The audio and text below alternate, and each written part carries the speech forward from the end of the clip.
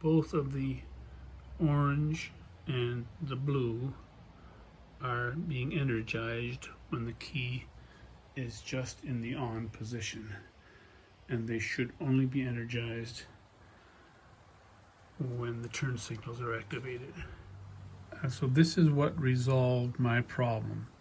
I have blue to blue, I have blue to blue, same thing back here, orange to orange, orange to orange. It turns out that I just had the wrong orange connected to the wrong orange and the wrong blue connected to the wrong blue.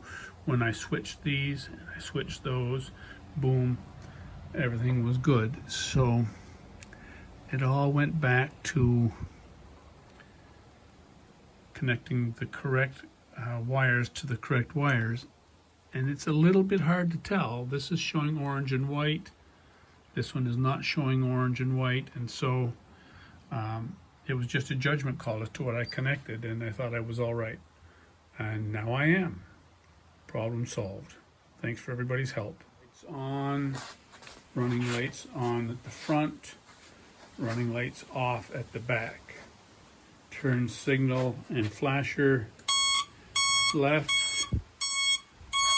and left, same thing on the right.